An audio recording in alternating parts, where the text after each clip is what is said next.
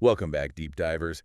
Today, we're going to tackle a subject that always seems to get folks riled up. Oh, I know the one. The Catholic Church and their stance on gender identity and sexuality. A deep dive indeed.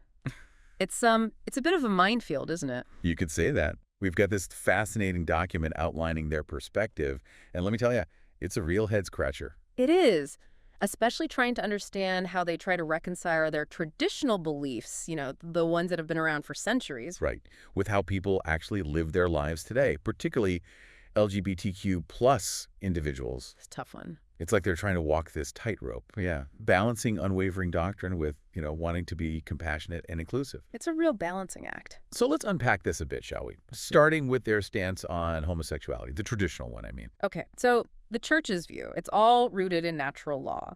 And, of course, scriptural teachings. Homosexual acts, they see them as inherently disordered, like it goes against God's plan for human sexuality. Right, but there's a distinction. Yeah. And it's a crucial one. They separate the experience of same-sex attraction from actually acting on it. So it's not about who you are, but what you do. Exactly.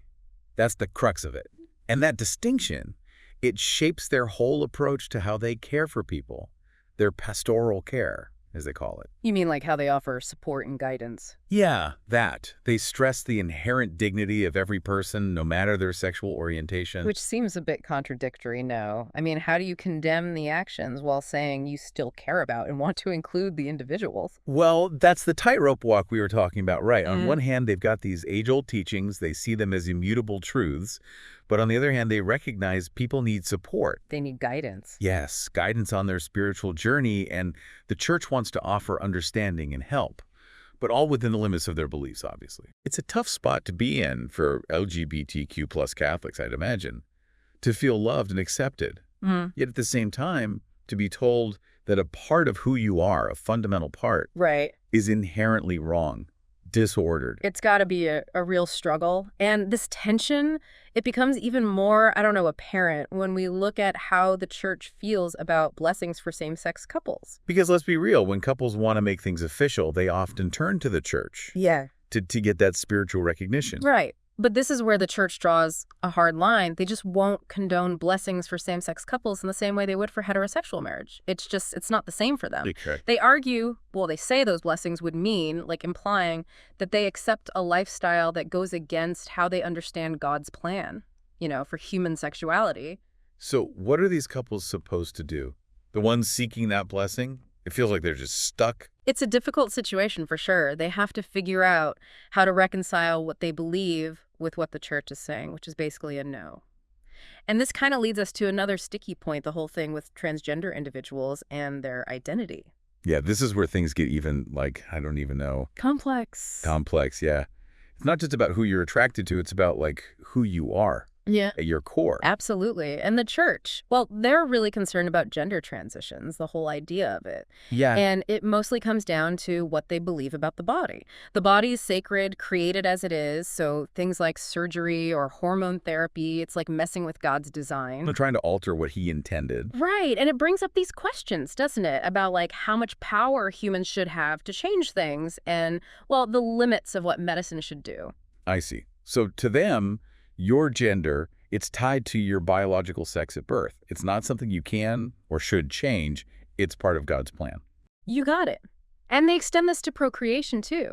Having children is sacred, but only in a marriage between a man and a woman. So where does that leave transgender individuals within the Catholic Church?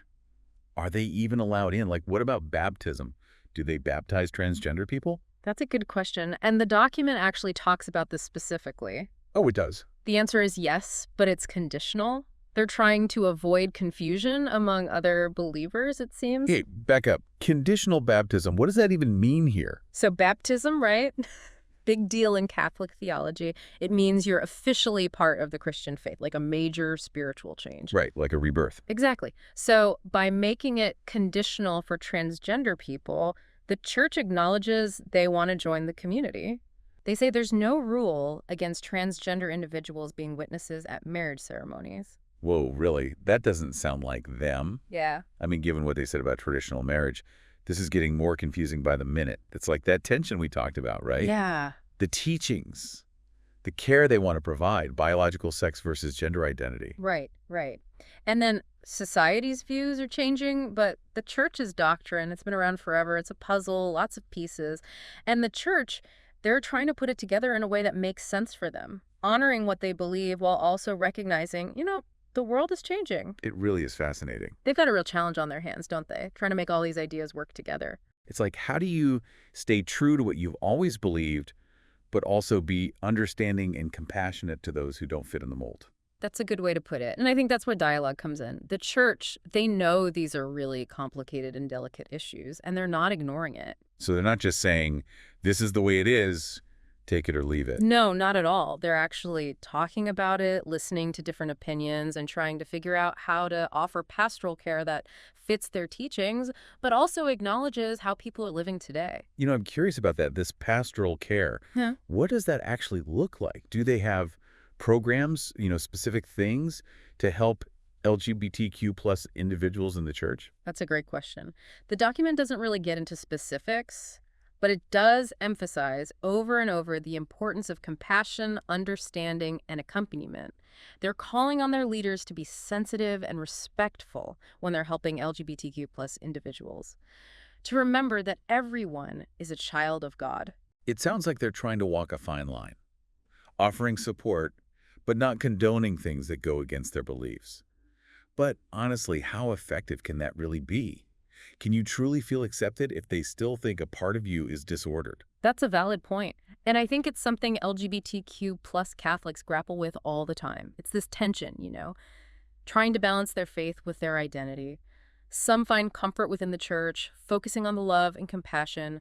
Others struggle with it, feeling like they don't belong. It must be a personal journey. Yeah. Shaped by individual experiences, the community you're part of, and how your local church leaders act.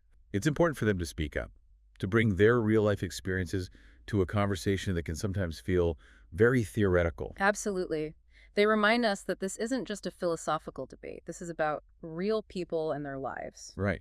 Real people trying to find their place in the world and in their faith. Speaking of moving forward, I'm curious about how the church balances their views on gender identity with specific parts of their faith.